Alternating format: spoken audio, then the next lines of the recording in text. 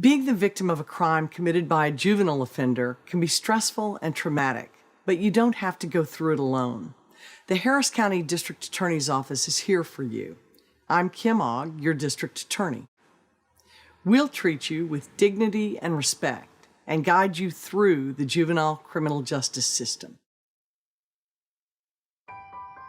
It's important to know that the term crime victim refers not only to the affected person, but also to their guardians and close relatives. The first step in the juvenile criminal justice process is a preliminary investigation of the crime. For minor violations, law enforcement may simply warn the juvenile offender and release them to their parents. If further action is needed, then the case is referred to us at the Harris County District Attorney's Office to determine if there's sufficient evidence to prove the crime. Once a case has been filed, the DA's office will assign a victim assistance coordinator as the liaison between you and the prosecutor.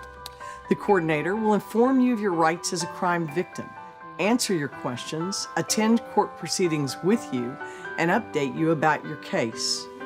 It's important to know that crime victims have rights in our criminal justice system. Crime victims have the right to be present during all public court proceedings involving juvenile offenders, subject to the approval of a judge. You can contact your victim assistance coordinator to learn more about attending detention, adjudication, or disposition hearings. Crime victims also have the right to file a victim impact statement, which will be considered by the judge in the juvenile's proceedings. If the offender is being held in a detention facility, the juvenile court has to hold a hearing within 2 working days for the judge to determine if there's good cause to continue detaining the offender. The judge may decide to release a juvenile offender back into the custody of their parent or guardian, or keep them in detention. When a juvenile offender's case goes to court, it may be rescheduled. Contact your victim assistance coordinator to receive updates on court dates and case results. Juvenile offender cases may be handled in a variety of ways. In minor crimes, formal court action may not be sought. The offender may instead be placed on deferred prosecution. As a condition of deferred prosecution, the offender may be required to pay restitution to the victim or complete community service. If the case is handled formally, it may proceed to an adjudication hearing. During such hearings, the juvenile offender's family and attorney appear before a judge or jury who will decide if the offender engaged in delinquent conduct resulting in the crime. If found delinquent, the court will hold a disposition hearing to determine the appropriate punishment.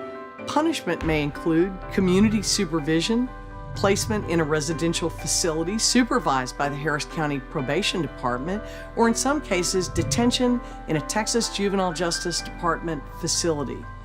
For the most serious offenses, determinate sentencing may be sought, which can result in confinement in a juvenile facility, as well as an adult prison. Alternatively, the prosecutor may seek a certification hearing to determine whether the juvenile offender should be prosecuted as an adult.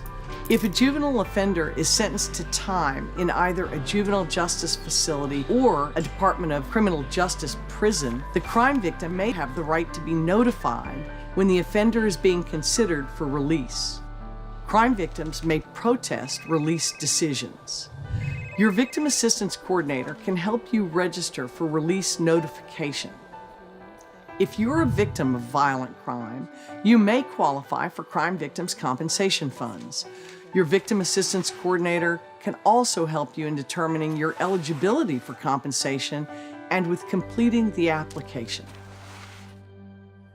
To find out more, visit our website or call the DA's Victim Services Helpline. We're here for you.